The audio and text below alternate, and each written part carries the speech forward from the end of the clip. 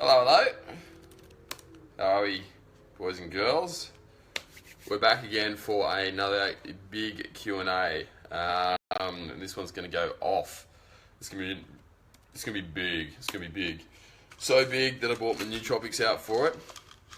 5-HTP, a bit of GABA, and a bit of Alpha GPC. Speaking of which, I've got to pop that one. Just to keep me level. I've been working a shitload lately, guys, and when you work a lot, you actually deplete a lot of your neurotransmitters. And yeah, and I didn't get to sleep till late, so after I chatted with you guys on this, oh, hang on a sec, I just got to go fix up my fucking Wi-Fi. Yeah, after I was chatting with you guys on this, last night I went over onto the JCF Shred community. I had to finish off about 400 grams of raw rice, and then obviously I cooked it. I didn't eat the rice raw, but I had to finish that off, so I was just sitting there chowing it down for ages and ages and ages. G'day, Craig. And so just going answering all the questions. So if you guys want extra Q&As after these, I normally jump on the JCF Shred community. I'll post up the link below. Now I might cut out in a sec. I just got to fix my Wi-Fi up for my lappy. All right, I'm back. Sorry about that, lads. Where I live in this apartment, right? We've got the worst internet ever, and it just always shits itself. So I just had to hotspot it to my phone. But I'm back, and we're going to go crack on into this. So yeah, guys, as always, post up your questions down below. Alright, so just comment away, and I'll get back to them. If I'm speaking about something, I'm a man, and I suck at multitasking. Like, honestly, dudes are absolutely just the worst at multitasking. It's a gift that women have got.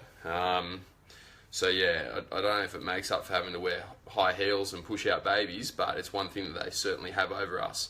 So yeah, I won't be trying to answer your questions as I'm talking because I've just confused myself. I'm not that great. But so I will get back to your questions eventually, just after I finish my little spiel. So one thing that I get asked all the time is about injuries, right? Really, really regularly. People are always getting injured in the gym. They're getting injured in the gym. They're getting injured getting out of their cars. Literally all the time people are getting injured. And it comes down to several key factors, right? Which really, really mess with you. So the most prominent of this, of all these factors, is form. So when you're in the gym, and if you're lifting with bad form, you're going to get injured. The reason being is because you put your body in positions which you shouldn't be in. And when your body's moving in ways which are not advantageous for it to move, you end up using muscles which you're not supposed to. So the best example of this is the bench press. So when people are bench pressing, dudes in particular, we like to hike our shoulders up like this, all right? So we get nice and high. And when we do that, we put our shoulder actually in a weaker position. Whereas what you should be doing is locking your lats in, having your lats nice and tight, and then making your shoulder be in a slightly, pushing up directly like that. When you do that, you'll be much, much healthier. Now, I did touch on this a little bit last night in how gut health actually affects your shoulder health. So the JCF Shred, James Cannon. There we go.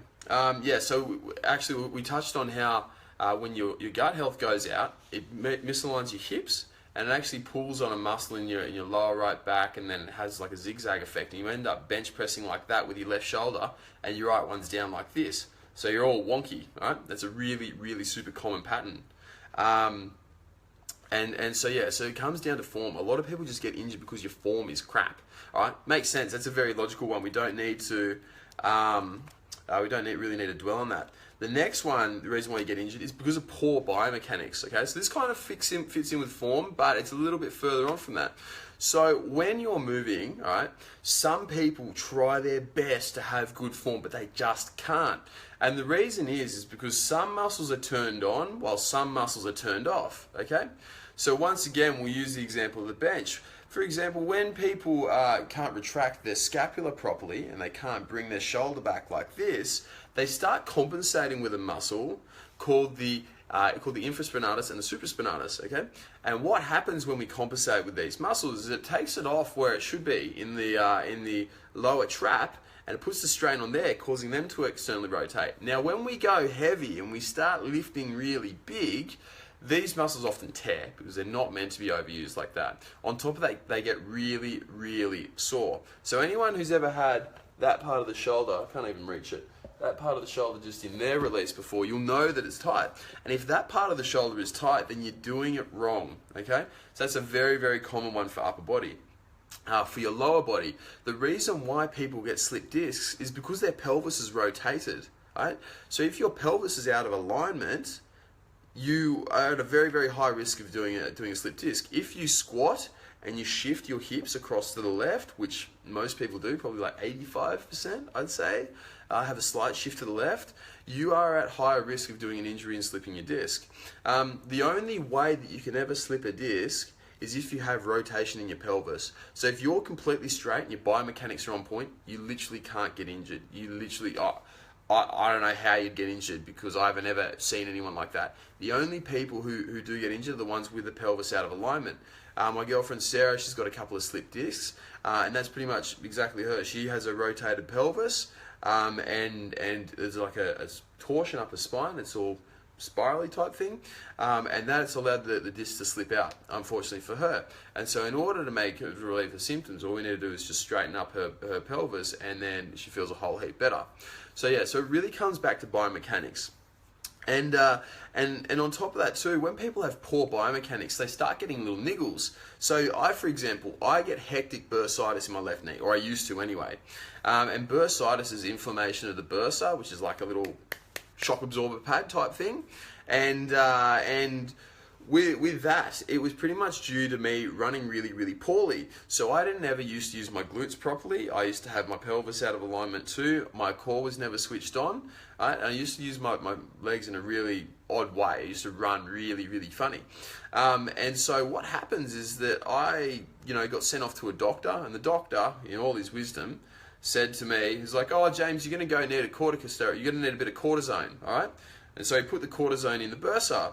Now, yeah, okay, it was pretty good. It got rid of the inflammation, like the immediate inflammation. Got rid of that. But it then came back within a week. So I've just put this cortisone in that tendon, ligament in my knee, and literally the issue came back within a week. And what he pretty much wanted to do was go put another one in. And at that stage, I was like, oh, fuck that. Didn't do anything the first time. Why did I do something the second time? And the reason why I didn't do anything is because my biomechanics were bad. If your biomechanics are bad, you're going to keep getting all these niggling injuries and stuff like that, no matter how much cortisone and corticosteroids that you put in there. I hear of people getting cortisones in their shoulders, in their back, all these sorts of places.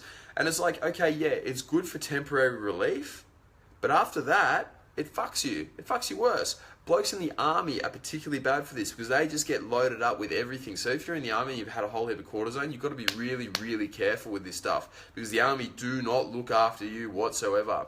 On top of this too, lots of old blokes, and that's who I'm focusing on at the moment with helping. The older guys aged, between really 30 plus, 30 to 50. Most people have had some sort of corticosteroid, and what happens when you have a cortisone injection into a site? It actually weakens it. So what cortisone does is it binds to inflammation, which is at the area of the damage. Actually, I take a step back. So as you all know, as we've gone over, when you have a damaged area, you get inflammation, which comes over. You know what inflammation does? It heals. All right. So it's not really a bad thing. It heals. It drives nutrients to the area, drives oxygen, promotes blood flow. All right. So it heals that and it fixes the damage. And what the corticosteroids do, and the cortisone, is comes in and gets rid of the inflammation. So you know what's left? A damaged ligament. That's it. It doesn't fix itself. It can't get fixed. Your recovery time is much, much slower because there's no inflammation there driving the healing at all. It just stops it. So yeah, it might feel good because remember, inflammation is painful. There's a reason why inflammation is painful. It's because you're fucking injured. There's a good reason for it, right? If you don't have inflammation when you're injured, you're not going to heal. It's just as simple as that. So if you are getting cortisone injections into the spot, you're not going to get better from it, all right? You're going to get worse, and it's going to continually get worse. And that ligament there is forever going to be at its weakest. To my knowledge at the moment, and this is what they were saying to me back in the day, you can no longer have more than 3 cortisone injections in one single location, okay? Why? Because after that, you run an extremely high risk of tearing that ligament or that tendon, okay? So stupid though, because you shouldn't be having the fucking cortisone in the first place. The inflammation is there because something's wrong in your body, right? Something is wrong in your body, which is causing, the inflammation to be there. It's healing you. It's healing you. And by taking the cortisone, you are putting yourself back immensely, absolutely immensely. Okay, now the next one, following on from the corticosteroids, is another inflammation-like drug. Oh, by the way, Jackie, I've just put the link there. Guys, I just put up the link for the Shred community. I forgot to do that before, my bad. But I just put it up down there. So you've got access to the Shred community. So just click on join. My boy Joel Donaldson will maybe have a chat with you or approve you or whatever and get you into the group. So the next one is taking non-steroidal anti-inflammatory drugs. So stuff like aspirin. These things are terrible for you. So if you have an injury and you're like, oh, I'll just pop an aspirin to get through it, you're doing exactly the same thing. You're getting rid of the inflammation, which is healing you. And it's making you a whole heap worse. It is making you much, much worse. It's not allowing you to heal. So exactly the same thing as using corticosteroids. Anything that resolves or gets rid of inflammation is going to screw you over. It is not going to be a friend. It is not going to be helpful whatsoever. So anything which is marketed to reduce that inflammation, so any drug, any pill, anything like that's made to reduce inflammation is not going to help you. And for this, I also don't even recommend taking curcumin. So like the anti-inflammatory herb, curcumin or turmeric, phytosomal curcumin, you might know it as one of them. I don't recommend taking that after training because it actually reduces your adaptation to training and it slows fat loss and it slows muscle gain. This is why I've now, greatly reduced the times at which I use vitamin C post-workout because vitamin C is also known to be a free radical scavenger which reduces inflammation and it reduces your adaptation to training. Now the next one, the big one, number 5, the main reason why you're getting injured when you shouldn't be, it's gut health, all right? Surprise, surprise, the gut helps you and hurts you in another way. With gut health, it can completely ruin your body if it's not on point. The reason being, as soon as your gut's out of alignment, it completely messes up with your pelvic area, causes you to have an anterior pelvic tilt. It causes the right psoas to get extremely tight. It causes the right QL to get extremely tight. It causes your left adductor to get really tight, turns your right glute off, turns your left glute off, and it gives you, when you're squatting, it gives you a movement where your knees actually roll in like that. Okay, and it's not very good for your back at all. On top of this too, because your pelvis is now out of alignment, everything else goes to shit too. So you'll notice if your pelvis is out of alignment and you've got bad, actually, take a step back. If you've got bad gut health, you will most likely notice that you will naturally stand with one foot in front of the other. All right? So it's generally the right foot will sit in front of the other, just like that. Sound familiar? On top of this too, whenever you squat, right? You got your two legs here, your hips are here. What will happen is you'll squat like that. So you'll go down and off to the left, and then come back up and squat like that. If you do a deadlift, same thing. Your hips will shoot out to the left, just like that. When you bench, your left arm will raise up like that. It's generally the left, and like 5% of people that I'd see, it's the right, but most of the time, it's the left, just like this, okay? You'll struggle to get a good lat contraction on your left side, but you'll get an awesome lat pump on your right side, okay? You'll get no rear delt contraction on your left side, but you get really good rear delt contraction on your right side. You'll notice that your left side, you'll actually get a better bicep contraction than your right side in general, okay? But the problem with that is that on this side, you'll have an overactive trap. So if your trap comes up, then your bicep's going to stop working as much, right? Because it does that sort of movement. On top of this too, your left pec's going to be super, super tight. So your gut can actually affect your pec. Alright, seems pretty weird, but it happens. Go try it yourself. When you get a bad gut, look at how your posture changes, look at how your lifting changes, because it'll be completely different. it really, really screws you around. So yeah, on top of this too, if you have high levels of inflammation in your body, which is common in people with gut health, if you've got lots of damage going around and your body's just trying to heal, and it's trying to heal and you're fucking it up because you're putting grog in, you're putting drugs in, you're putting bad food, putting food which irritates your gut into it, you're not sleeping enough, you're not having enough sex, not getting enough sunlight, you're working too much, your stress is too high, any of that stuff that causes inflammation to spike. If that's the case with you, you're going to get the same effects, right? And when you've got poor levels of inflammation, or high levels of inflammation, rather, and lots of cell damage which isn't getting resolved, damage to acute areas, like as such when you do in training, so when you tear muscle fibers in training, which is normal, that doesn't heal as quickly. So when you're inflamed, your body, it's like it's foggy almost. Your body can't see, you can't feel around where all the inflammation is in the right spots because it's so busy trying to fix everything else. So kind of like having excessive systemic inflammation, it's almost like it makes your body lost. It doesn't know where it's going. It doesn't know where it needs to be. It doesn't know how it's supposed to be functioning properly.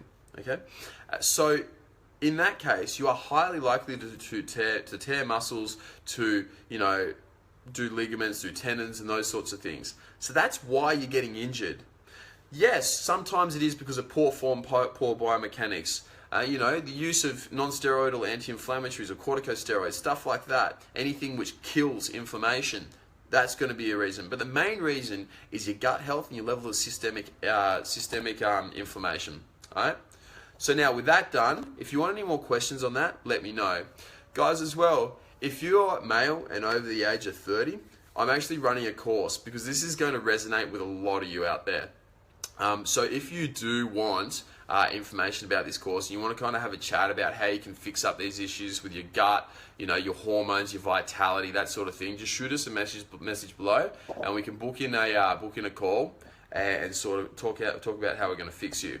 Now, Case just said, whenever I run or even walk, especially uphill, I start to get bad pain in my hips, and I struggle to continue my run or casual walk. I tried stretches to reduce the problem, but I don't know how to fix it. Any tips? Whereabouts is the pain in your hip, Kate? I'll need that information. So yeah, tell me where exactly the pain is in your hip, and I'll be able to sort you out. Now, Chris Graff from the Shred community has just asked. He's just said, what was it? Taking aspirin after training or aspirin around training, can it reduce your muscle gain? Yes, it can. At a low dose, aspirin's actually quite good for you. It can be quite good for you. But at a higher dose, aspirin will definitely ruin your adaptation to training. So it'll make you far, far worse off, far less likely to grow, and massively reduce your fat loss. So taking aspirin around training is a no-no. Do not do it. Now, Nafiz has asked, also from the Shred community, any common exercises that you would advocate to never attempt? One-way ticket to Snap City. Nothing. If you do every exercise right and your biomechanics are on point, you're fine. I've recently started doing muscle-ups because I could never do them before. Right? A lot of people say that both chin-ups and dips are ways to, really ruin yourself and ruin your shoulders. It's so wrong, hey, because if you're doing them correctly, if you're moving properly, your gut health is good, your hips are in alignment and everything's working, you will not get injured. So there is never an exercise which is one-way ticket to Snap City. You just need to do it properly. You need to make sure your body's in the right position, and then anything will be okay. Okay? So just make sure that at all times your core is braced, your abs are braced, your shoulders are in a strong position. If you're using your upper body, your lats are on really nice and tight. You don't let your traps come up, you don't let your shoulders rolling forwards, and then you'll be pretty right. Now Vinez has just said, Vinez or Vines? Correct me which way. Vines, if it's Vines, say give me a thumbs up. If it's Vinez, give me a thumbs down. That's not a bad thing. Whatever, just tell me which way it is to pronounce, because I like getting your names right. How about lower back pain? Lower back pain is caused by the gut, literally 9 times out of 10. The reason being, when your digestive system gets inflamed, your psoas gets tight. And when your psoas gets tight, it causes the QL to get tight because they work against each other. And that causes the lower back pain. So the lower back pain is generally on one side rather than both, and it's generally on the right side. Yep. So right side extending from your hip up to the bottom of your rib cage. Fix your gut, that'll go away. In the meantime, you just got to make sure that you keep massaging it and releasing it and stretching it while making sure that your psoas also, is nice and tight. A lot of people overstretch the hip flexors. The thing with the hip flexors, they're often weak and they're often, literally all the time. The only reason they get tight is because they're inflamed because of the digestive system. So they've got a very close relationship with the digestive system. Joel has just said, cheers for the info, I won't be popping Vit C and turmeric post-workout anymore. What do you think about mega-dosing vitamin C and D for general health? Mega-dosing vitamin C is fucking awesome, dude. I was getting intravenous vitamin C straight to the vein, and I was taking about 50 megs a go. That stuff is awesome. You feel amazing. Your brain functions on point. It's fantastic. So megadose away. The problem with taking vitamin C orally is that you can't get it in. So I reckon injection or intravenous is by far the best. Just whether you're comfortable with doing that or not. If you do it yourself at home, it can be really cheap. If you get a nurse to do it, it's fucking expensive. So it's going to cost you like $200 a pop. In Australia, that is. As for vitamin D, massive fan, 5,000 IUs a day plus plenty of sun, you are laughing. Vitamin D toxicity really doesn't exist. You have to go pretty hard at it in order to do it. So if you stick to 5,000 IUs a day, you'll be sweet. There's no evidence of anyone getting crook off that, or not that I know of anyway. David saying, I'm spewing, I missed the start of this. Yeah, mate, you missed out. But the good thing is that you can watch it. And also, guys, I'm also going to be popping this up on YouTube. So if you have any mates who don't have Facebook, it'll be up on my YouTube channel. It's James Kent, IFBB Pro. So Vanez, gut health or Vines, the gut health is the best way to avoid lower back pain. Yes, 100% it is. 100% gut health is the best way. You can't get around it. There's nothing like having a healthy gut for optimizing your back pain and reducing pain in general. A lot of people just get random pain throughout their bodies. They get like swollen shoulders for no reason. And if they actually look carefully at what they're doing, they're eating something the day before every single time. Because when you damage your gut, often it shows up in weird and wonderful places. So one bloke, Poliquin, Charles Poliquin, for those of you who know of him, he talks about how if he has gluten, it ends up showing up in his shoulder. And so he has a really, really shitty inflamed shoulder, which gets really, really stiff. And it completely ruins his training. So he can't have gluten for that. Or if he does have gluten, he's got to go into it knowing and expecting his shoulder to get a whole heap worse. For me, when I eat something bad, my hips go straight out of alignment. That's the first thing that happens. Right? They go immediately out. My diaphragm gets really tight. I become internally rotated, and it screws me around massively. So much to the point that I literally can't train sometimes. On top of this too, if you're not sleeping at all, or you're not sleeping well, then that can also really, really screw you around with your inflammation. Now, Case just said, in relation to a hip, the placement is where my leg bends, especially more on my right side than my left, if that helps. Kate, best one is we've just got to sort your gut health a bit more, right? So you just got to keep working on that. Identify the foods which are bloating you and cut them out and eradicate them. Focus on sleep, focus on taking your Resurrect, focus on taking your 5-HTP, and then you'll be fine, okay? So that should sort it out really quite quickly. We've got it down to a fine art at the moment. So there's no reason why just doing those simple tips that I give you guys all the time that you can't, that you can't improve whatsoever. All right, guys, that's what we've got for the questions at the moment. I know you guys are going to have a few more, even though it's a bit quieter tonight. So just comment below if you want anything. I'm going to be here for the next couple of minutes sipping on my water and going through a few more of the questions that I've been getting in the Shred community.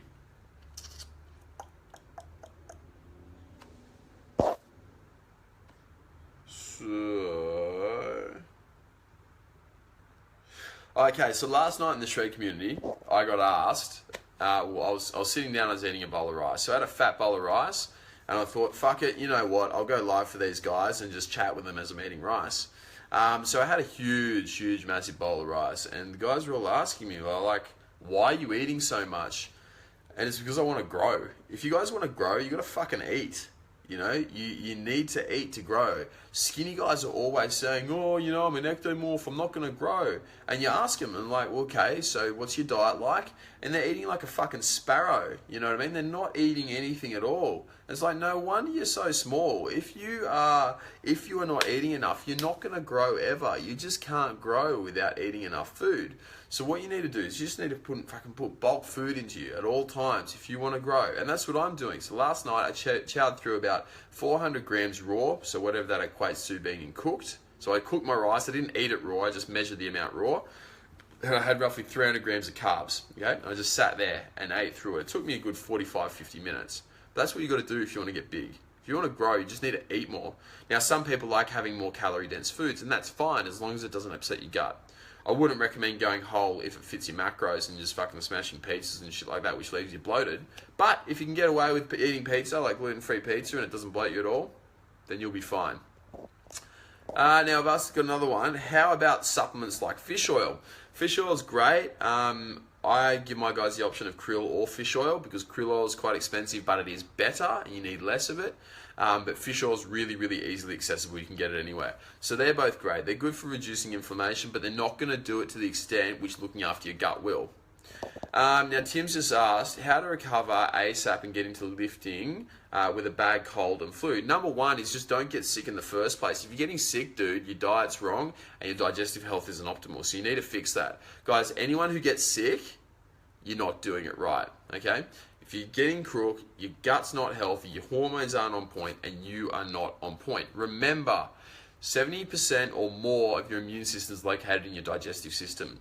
If that area is inflamed, if that area is already under attack, you're going to get crook because it's not going to be able to function properly. So you need to make sure that your gut's a lot better and then you'll be sweet, literally straight away.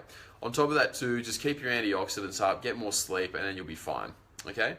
I'd also say push through it. If it's a solid, like a really bad cold and flu, then, try getting into the sauna, try getting some eucalyptus into you, try getting a bit of oregano oil into you. But other than that, just try get back into lifting and get moving straight away because lifting improves blood flow improves lymphatic movement, and lymphatic movement obviously improves, the resolution of inflammation and poor health.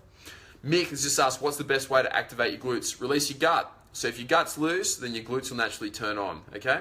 So, because your gut gets tight, it causes everything to roll in like this. So even your legs come in. When your legs come in like this, your glutes, which do that, get inhibited and get turned off. On top of this too, it tightens up your lower back, which inhibits your glutes. So if you release your gut and your gut's healthy, everything else is going to expand out.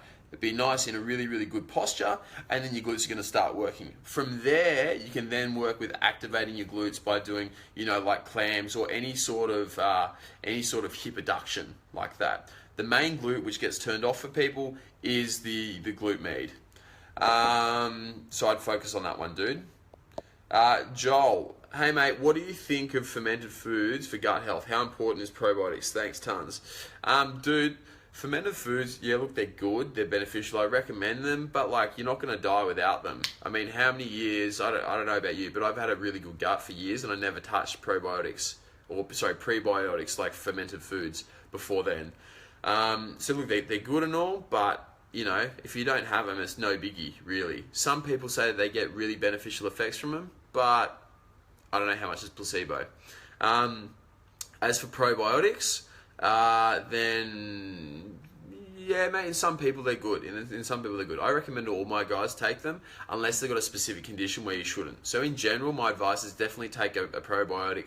Just a standard one, high in lactobacillus. I use Now Foods. I get all my guys to take Now Foods probiotics. You buy it on iherb.com. I got a code for it if you want to inbox me.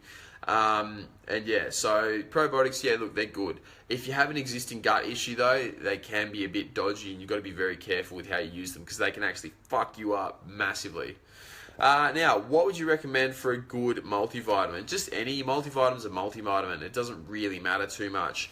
They do the job. Just pop anyone, mate. Anyone that's cheapest. I use Now Foods once again. In general, I just recommend Now Foods for everything because they're a good quality brand. They're cheap as anything.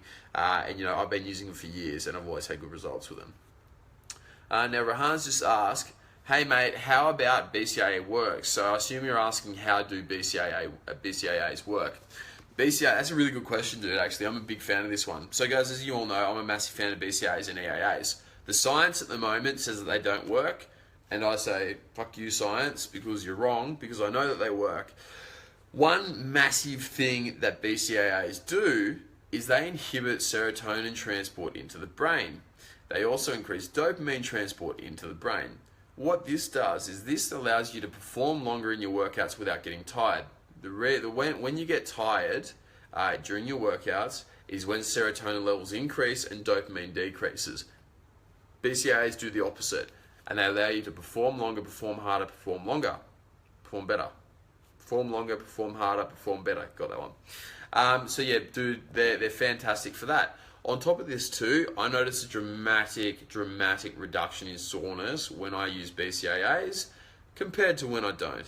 Okay, BCAAs and EAs are fantastic for that. They are super good, and I'd recommend all you guys use them. I get literally every single client I have, or most of the time I get every single client that I have to take BCAAs and EAAs, BCAAs and or EAAs. Now at the moment I'm currently shifting more towards EAAs than BCAAs, but yeah, they're fantastic things.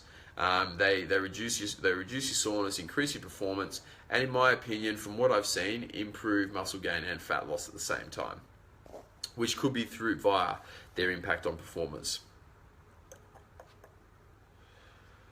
So guys, on that note, if you don't have any more questions, then I might chuff off. I'm pretty cooked, I'm ready for bed. Last night was big, I was eating up for like ages, just trying to shovel more and more food in.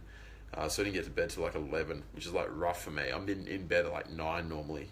So yeah, Chance has had a really great question. While attempting to go lean or get shredded, can I have fruit, example, apples, nectarines and blueberries? These are my favourite, but with natural sugars, not sure if it's ideal.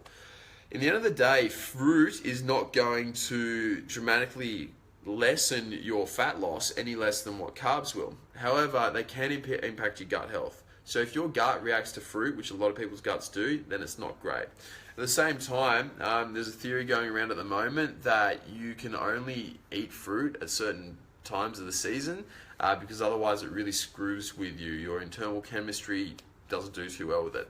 That's a new one to me, but I thought I'd share it with you, and I'm going to go back and research that. So yeah, look, if you're getting lean, fruit's fine, but just don't let it affect your gut health. As soon as it affects your gut health, you're fucked, all right? Once your gut's done, you're done. You're not going to get super lean. So you just need to make sure that it's agreeing with you. Now, Eric's asked, does anyone have any advice in how to deal with acute onset of ulnar nerve syndrome from overuse of repetitive movements? The answer to anything like that, if anyone ever tells you got, a syndrome in your elbow, or if you've got an impinged nerve somewhere, it's your fault because it's your biomechanics. It's not something that's just happened to you. So you just need to fix your biomechanics, and that will all go away, okay? Biomechanics are the answer. Biomechanics and digestive health and making sure that your body's in the optimal position at all times and you're not inflamed, that is how you're going to fix any sort of overuse injury. The thing is, there's no such thing as actually an overuse injury, because how many fucking people are doing the same shit that you're doing all the time? Why am I able to hit 14 sessions of weights a week and get no overuse injuries whatsoever? It's because everything's on point. I'm moving well, my gut's good, my inflammation's low. I'm ready for it. There is no reason why you should have an overuse injury for something that's not being overused. You're designed to move. Don't let the doctors or physios or whatever talk you into saying that you can't do this. A lot of physios are really anti-weight training because, number one, they don't lift, and number two, they don't really know that much. Not all physios. There's a lot of awesome ones out there, but there's some bad ones who just don't really know that much, and they advocate against weight training. They say, "Oh, you're getting this because of your weights." It's like, no, you're getting these injuries because you're not moving in the correct order. Your body is designed to move. It's designed to do everything without injury. The only time it gets injured is when you're doing something wrong, okay? Zane asked, beach or ice baths after training for recovery? I'm not an advocate for ice baths at all after training. The reason being is because it actually reduces the inflammatory response, which reduces adaptation. So it reduces your gains, reduces your fat loss. So I would highly advise against going for ice baths. I'm also under the impression too, from the studies I read, this was about a year ago now, so I'm a little bit hazy on it, but if you have an ice bath or a cold bath like that after you've done like even aerobic exercise and you're going for like marathons or you're looking to fight or anything like that, it also dampens your response to that. So I wouldn't do them at all. Yeah, so that's it from here. Okay, what other questions we had come through? What's the difference between BCAAs and EAAs? BCAAs are from EAAs, so they are the branched chain amino acids. They are leucine, isoleucine, and valine. These ones are the building blocks of muscle, right? So that's why they're isolated. EAAs are all the other amino acids, okay? So all the other essential amino acids, all the ones which you can't make from yourself and you need to ingest, right? So that's the difference between the two. In regards to performance and the effect on hypertrophy, the research, well, not the research, the anecdote at the moment which I'm hearing is that EAAs are better than BCAAs for growth. However, I still find BCAAs are super effective. Andrew just asked, what nootropics do you recommend? All right, what am I taking right now? Alpha GPC, GABA, and 5-HTP. All right, there are 3 of them. On top of that too, I also recommend theacrine, theanine, Ronicolm Resurrect, bit of phenibut, and some inositol depending on your needs. Melatonin is also really good. So I hope that answers your question. Okay guys, so on that note, I'm going to call it quits for tonight because I'm absolutely fucking buggered. On this note as well, guys, if you are over the age of 30 and you're unhealthy and you want to actually, improve your virility, your testosterone levels, your digestion, your mental focus, depression, anxiety, all that sort of stuff, you want to look fat, look good, you want to lose fat, and you want to be optimal, just comment below or get in touch with me via the page, and we'll book you in with a consult where we can chat over it and we can help you fix all your shit. Pretty much out there at the moment, there are way too many dudes going through a lot of crap and they're not supported for it, and it's very easily fixable. If you can look after your digestion, if you can look after your nutrition in the optimal way, if you can look after your supplementation and your exercise and combine everything and then manage your stress really well, you are going to be optimally healthy, all right? And we can do it. I got a tried and true formula for this. It works and it's easy, and pretty much I'll teach you step by step how to do it. It works. So if you're interested in that, get in touch with me. We'll book in a call. We'll jump on the phone, have a chat, and we'll get you sorted out, okay? Because life is too fucking good to not feel amazing. You should wake up every single morning, jump out of bed, have a morning wood, look out your window and think, I feel fucking fantastic, all right? You ready to hunt, hump, root, and kill, okay? On that note, I'm going to finish my little spiel there. If you guys have any more questions, comment them below or join in the JCF Shred community. The link is there below. And pretty much we'll get amongst it and we'll get you informed and we'll help you out in every single way that you can. Take it easy, guys. It's been a pleasure as always. Enjoy your night.